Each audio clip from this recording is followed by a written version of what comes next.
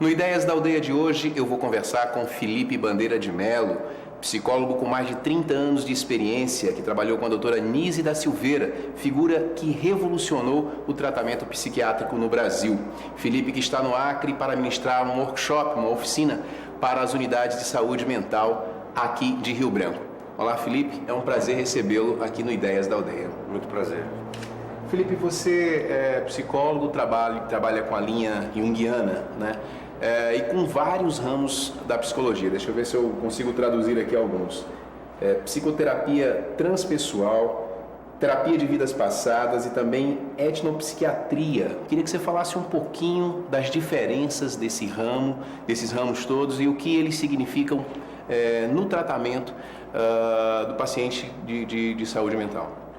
Bom, a psicologia junguiana foi a base, assim, de onde eu comecei, psicanálise, psicologia junguiana, e percebi em Jung mapas muito amplos e que davam conta, assim, de muitos fatos, muitos fenômenos que nós nos deparamos na clínica, né? Depois eu fui conhecendo a psicologia transpessoal e me deparei com mapas ainda mais vastos, dando conta de uma fenomenologia bem mais ampla, né? Explicando determinadas situações clínicas, determinadas vivências das pessoas e, portanto, expandindo muito o referencial anterior. Então, a psicologia transpessoal, ela não exclui os mapas anteriores da psicanálise, Reich, Freud, Jung, nenhum desses mapas, mas ela simplesmente expande e inclui novas dimensões, explicando, dando conta de assim, muitas experiências incomuns, às vezes, que acontecem com uma quantidade imensa de pessoas. Foi um novo horizonte que se abriu quando eu comecei a estudar e a praticar a psicologia transpessoal. A terapia de vidas passadas, diríamos que é um ramo da psicologia transpessoal. Eu estudei com o Roger Wooger, que é um junguiano que, no meu ponto de vista, é um dos maiores terapeutas do mundo. Ele desenvolveu uma técnica de trabalho psicoterápica que integra todas as escolas de psicologia, muitas escolas de psicologia. Integra psicodrama, Gestalt, Reich, Jung, Freud, a dimensão espiritual. Realmente é uma técnica assim, muito abrangente e que dá conta, consegue assim, não só dar inteligibilidade, compreender, como também tratar eficazmente sintomas que geralmente não são muito, assim, que não, as terapias convencionais não alcançam um bom resultado. A etnopsiquiatria, a etnopsicologia são dimensões da psicologia, da psiquiatria, que vão considerar as várias diferenças culturais, né? Então nós vamos entrar numa dimensão transcultural e vamos poder ver a partir de outros horizontes, de outros referenciais culturais, e isso vai ser incluído no trabalho terapêutico trazendo inovações importantes. Explicando que horizontes, por exemplo, religiosidade, por exemplo? Religiosidade, os referenciais das culturas de cada pessoa, né? Porque, por mais ampla que seja a psicologia, sejam os mapas da psicologia, nós vamos nos deparar em alguns momentos com ainda alguns limites, digamos assim, da questão mais ampla das diferenças culturais. Então é necessário, eu acho que é importantíssimo para o psicoterapeuta, o psicólogo, poder estudar, por exemplo, antropologia, porque é fundamental que a gente consiga relativizar a nossa posição, nossos valores, a nossa maneira de abordar o psiquismo. Então, quando nós vamos estudar outras culturas e outros referentes, especialmente quando você vai mergulhando mais em dimensões abissais da psique humana, você começa a perceber que, às vezes, uma pessoa em uma dada cultura vão aparecer elementos de uma cultura completamente estranha à cultura do indivíduo. Então, você conhecer elementos daquela outra cultura pode ajudar a entender aquele material que está emergindo do inconsciente daquela pessoa. E, enfim, muitos outros motivos nós vamos ter para fazer uma abordagem transcultural da psicoterapia, com assim, muita eficácia, tendo um alcance, expandindo o alcance da psicoterapia. Agora, Felipe, pensando toda essa diversidade, todos esses ramos, assim, como identificar qual é o mais adequado para o cliente ou paciente? Me parece que seria muito interessante que dentro da formação do psicoterapeuta existissem essas matérias, essas dimensões da investigação, da ciência, para que então, a partir da fenomenologia, a partir dos dados, né, a partir da matéria-prima a ser trabalhada, então o terapeuta vai buscar qual a teoria mais adequada. Isso é bem junguiano, né? O Jung propunha isso.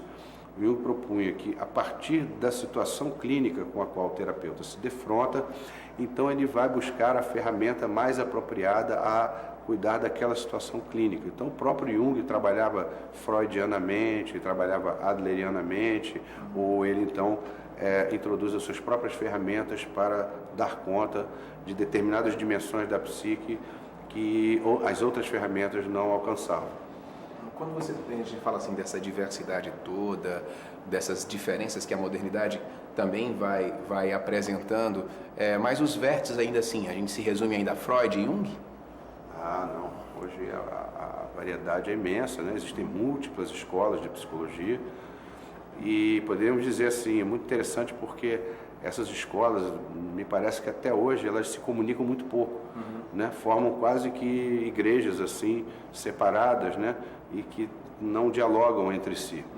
E a psicologia transpessoal deu uma espécie de salto quântico, né, em toda essa questão, trazendo mapas que finalmente integram essas escolas, validando cada uma e ao mesmo tempo relativizando cada uma dessas ferramentas, dando oportunidade a cada uma delas, mostrando que cada uma delas tem o seu lugar, tem o seu valor, porém nenhuma delas pode ser colocada como absoluta, como a única vertente explicativa de todos os fenômenos, né? Então, muito interessante esse dado, né?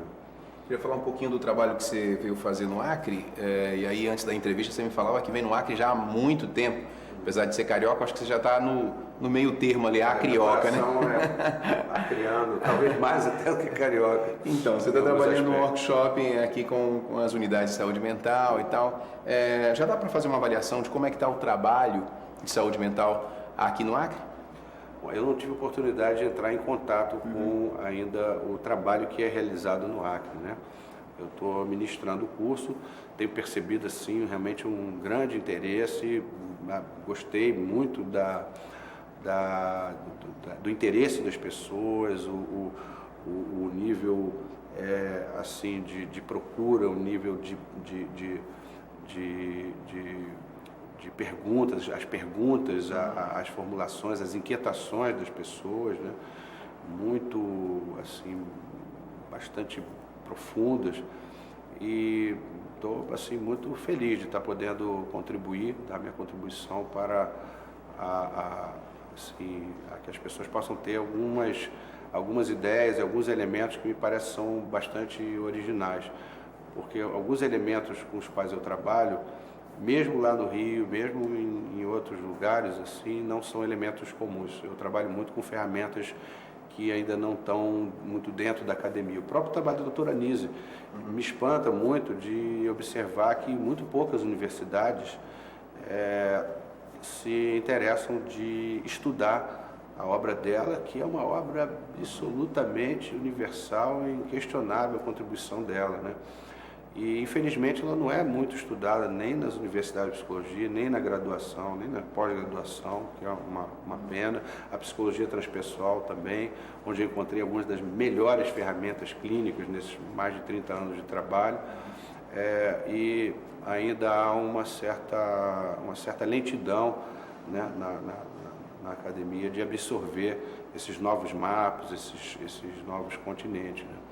Então, estou muito feliz de ver a receptividade das pessoas aqui no Acre em relação a essas ferramentas que são realmente muito úteis, muito eficazes e, assim, mapas muito funcionais para o trabalho, um trabalho prático, né? Felipe, nós vamos fazer um intervalo, mas vamos continuar a nossa conversa no próximo bloco. Não saia daí, o Ideias da Aldeia volta daqui a pouquinho.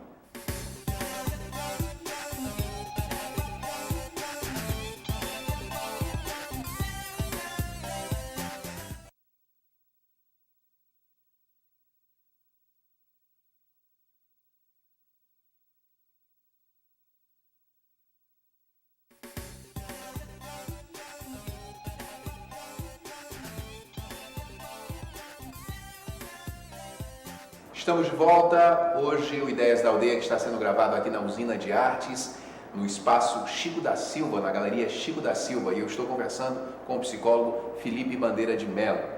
Felipe, nós fechamos o primeiro bloco com você falando um pouquinho da sua relação com a doutora Anísia da Silveira, do trabalho da doutora Anísia, que ela se citou que pouco estudado, né, esse trabalho. E aí eu queria começar esse bloco, você falando um pouquinho dessa relação de convivência que você teve com a doutora Anísia, ela que fundou a Casa das Palmeiras, no Rio de Janeiro, um centro importante no tratamento da saúde mental. Queria que você falasse um pouquinho do trabalho e da sua relação com a doutora Anísia. Bom, a doutora Anísia foi uma amiga e mestra, né? E assim, o trabalho dela me deu muita esperança na área da psiquiatria. Ela teve assim 3 instituições importantes que ela fundou. O Museu de Imagem do Inconsciente, em 46, fundou o grupo de estudos CG1, que ela sentiu a necessidade, ela esteve com Jung em 57, levando uma exposição na Suíça, levando o primeiro álbum com mandalas para expor, né?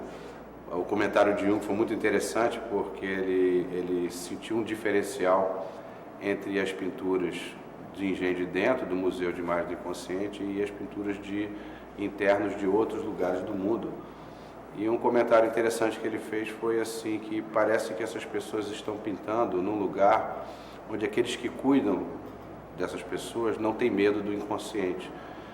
E uma das grandes descobertas dela foi o afeto catalisador, né? A importância de uma relação afetiva para auxiliar essas pessoas a, digamos assim, a desejarem retornar ao convívio da sociedade, a retomar as interações sociais, interpessoais.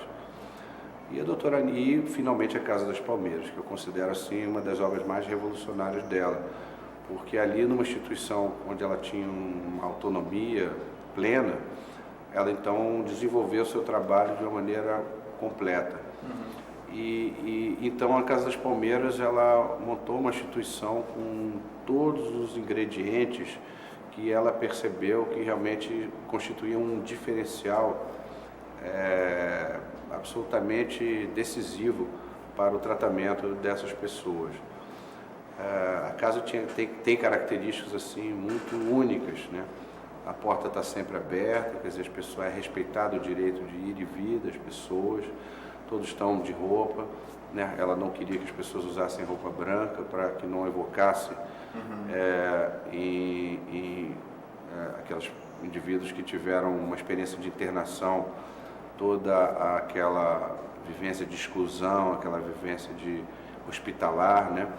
Então ela buscava que todos estivessem assim, trabalhando no setor conjuntamente. Então, o setor de pintura, você encontra o psiquiatra, o psicólogo, o estudante de psicologia, às vezes artistas plásticos consagrados, junto com os clientes, trabalhando ombro a ombro, lado a lado, sem distinção. E assim, um ambiente muito colorido, com quadros nas paredes, né?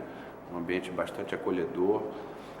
A gente observa o surgimento de uma atmosfera de solidariedade entre as pessoas, né? Uma atmosfera afetiva, uma atmosfera muito propiciatória à criatividade. Quando, geralmente, nas instituições psiquiátricas convencionais havia uma desqualificação de toda a conduta, o pensamento, a atuação das pessoas ditas esquizofrênicas ou louco, né?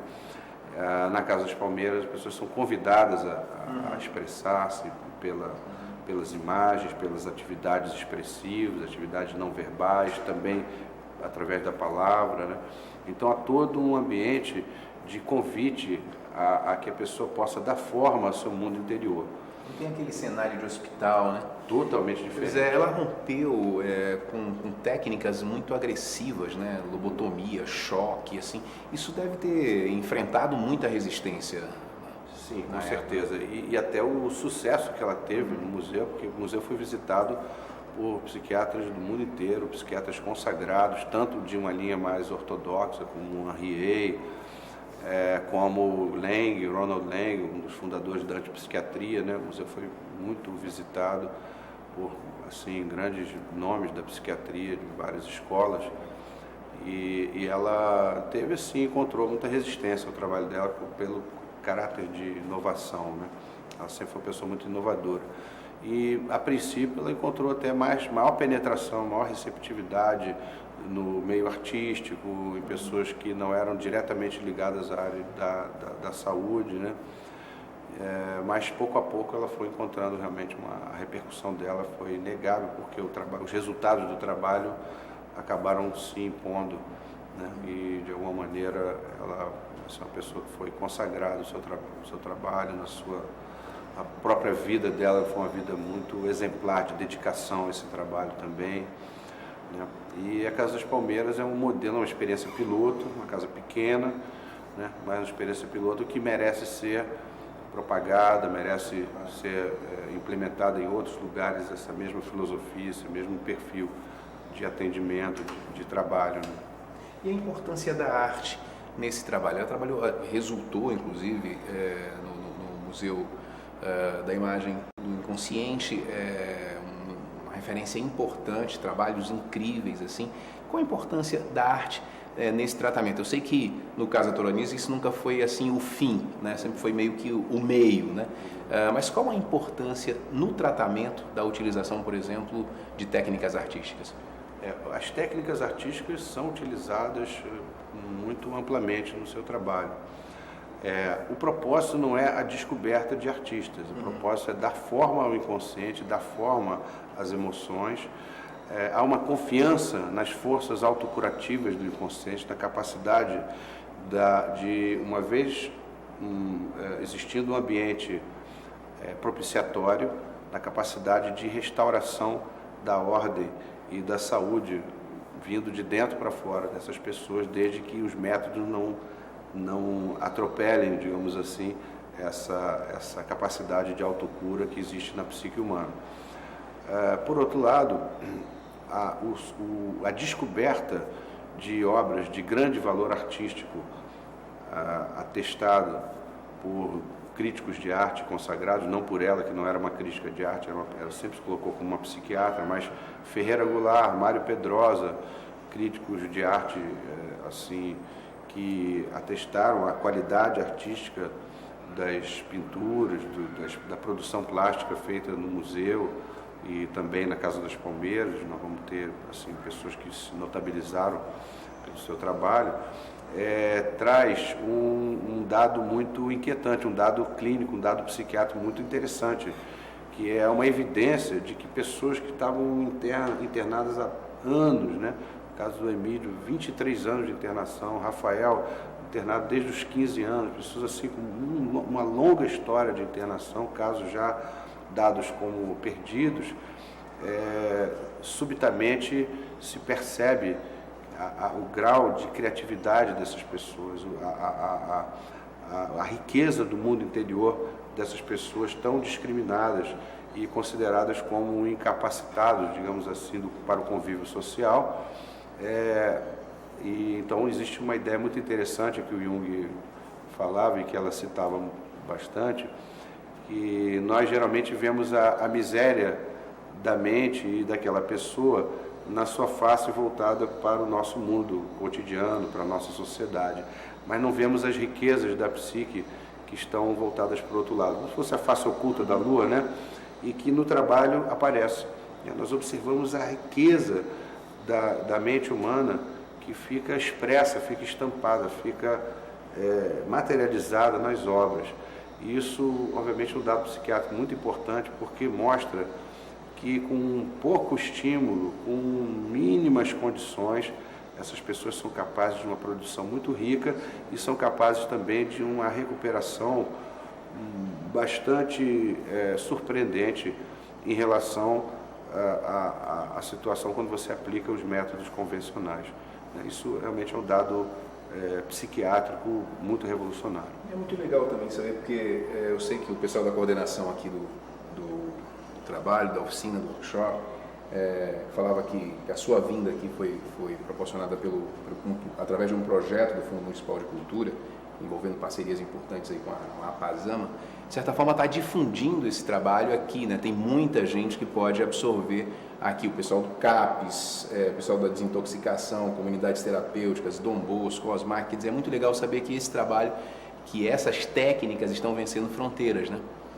Uma das coisas que eu observei na Casa das Palmeiras, que é muito importante da gente assim, poder divulgar, é que não apenas os frequentadores da casa, isso é, os egressos do hospital psiquiátrico, melhoravam, mas aquele trabalho era terapêutico para todos, equipe técnica, para os estagiários de psicologia, para os psicólogos, psiquiatras, enfim, artistas que trabalhavam lá por paixão, por amor àquele trabalho, né? Então, realmente, o cunho terapêutico dele, ele não se fecha apenas na questão da pessoa, do usuário do serviço psiquiátrico, mas ele é válido para uma gama muito mais extensa de pessoas, né? Eu até tenho um projeto de implementação desse serviço na área de prevenção de saúde mental, né? Que é uma área que se pensa muito pouco, né? Geralmente o foco é a terapêutica, né? Mas se a gente pega, por exemplo, um tratado de medicina chinesa, são 4 tomos de prevenção e 1 de terapêutica, né? Na visão tradicional, a ideia de você atacar a doença é sempre a última coisa a ser feita, né? Mas infelizmente na nossa cultura isso está invertido. Então aquele trabalho, ele é muito importante também para a manutenção da saúde, do equilíbrio das pessoas. Uma sociedade em que existe um grau de cobrança, de exigência muito grande, de produtividade, de performance, né, das pessoas, e muito pouca atenção a determinadas funções que são normalmente consideradas subalternas, como desenho, modelagem e outras práticas manuais, artesanato, né? Uma série de outras, para teatro. E estando aqui, no meio da floresta, no Acre, todo esse imaginário da floresta, você acha que pode se traduzir, por exemplo, que tem margem para muito trabalho artístico, por exemplo, em alicerce para esse tipo de tratamento? Com certeza.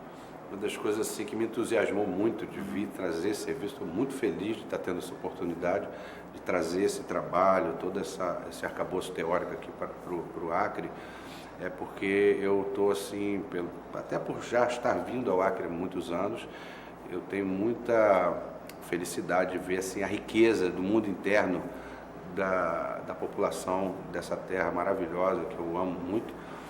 E tenho certeza também de que nós vamos assim nos deparar com muitos trabalhos artísticos de riqueza incomum, riqueza incomparável nessa população. Então estou muito assim feliz, porque eu tenho certeza que a proximidade da floresta, todas as raízes do povo acreano trazem assim uma criatividade, uma exuberância, uma riqueza da alma, né, que tem me surpreendido ao longo desses anos, e eu acho que essa ferramenta ela é muito apropriada para trabalhar, para ajudar a resgatando as raízes e essa conexão com a floresta, com a natureza, né, do povo acreano. Eu tenho certeza que nós vamos trazer assim, contribuições muito importantes, muito assim, abundantes mesmo, tesouros especiais para enriquecer o nosso país.